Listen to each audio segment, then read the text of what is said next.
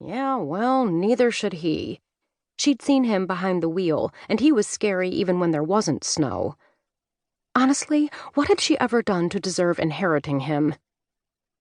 Just lucky, I guess, teased her cousin Rita Reyes later, as Sienna recounted her day's adventures to her family over their evening Thanksgiving feast. There were plenty of people present to enjoy it. Rita, her husband Tito, and their toddler Linda were present, along with Sienna's tia, Mama Lucy, and Tito's sister and brother-in-law and their 2 small children. It was Sienna's first holiday celebration in her new house, and she loved being able to fill it with company.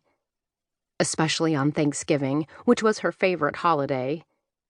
The food, turkey and pork, tamales, Mommy's arroz con gandules, coquito and flan for dessert, the music, salsa, merengue, and bachata, and, of course, time with family.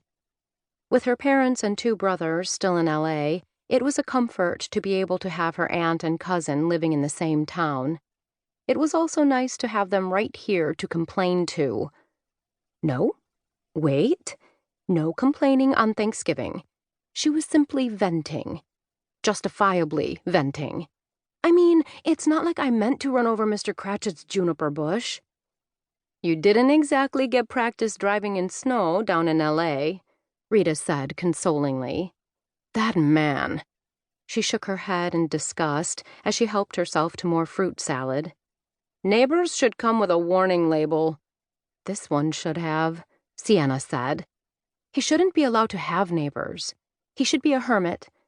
Actually, he's already close to one. He hardly ever comes out of that big overgrown house of his except to yell at me. Okay, maybe that was a slight exaggeration. Or not. Mr. Cratchit's mean to me too, Mommy, put in Leo. Tito shook his head, threatening to call the cops over a baseball through the window. I didn't do that, Leo declared hotly. It was Tommy Haskell. Tommy said it was me. Poor Leo had taken the fall, and Sienna had bought Mr. Cratchit a new window. Culo, muttered Tito. I should have come over and taken a baseball to the old dude's head. Tito's sister pointed her fork at him. Then he really would have called the cops. He's been there, done that, Sienna said. Remember? Yes, making such a stink when we had your housewarming party, Rita said in disgust. Too loud, my ass. It was barely 9. Maybe that's what got us started on the wrong foot, Sienna mused. That had been back in the summer. Even after all those months, it would appear she and her crusty neighbor still hadn't found the right foot. Tito shook his head. Nah, the dude's a cabron. Oh well, let's not think about him anymore, Sienna said. There were plenty of nice people in town to make up for her unneighborly neighbor. She liked Rita's boss, Charlie Masters, who owned Zelda's restaurant, and Bailey Black, who owned a tea shop, was quickly becoming a good friend.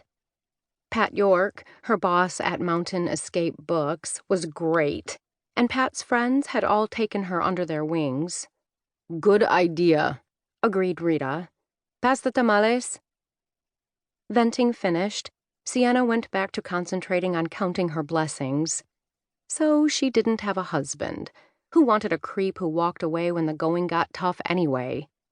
She had her family, new friends, a wonderful job, and a pretty house that she'd been able to purchase from the previous owner on a private contract with a very minimal down payment.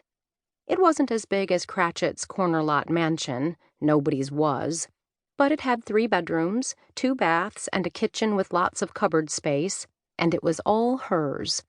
Or it would be in 30 years. And she had the sweetest son a woman could ask for. Her life was good, so there'd be no more complaining. Venting. Olivia Clausen's feet hurt. So did her back. For that matter, so did her head.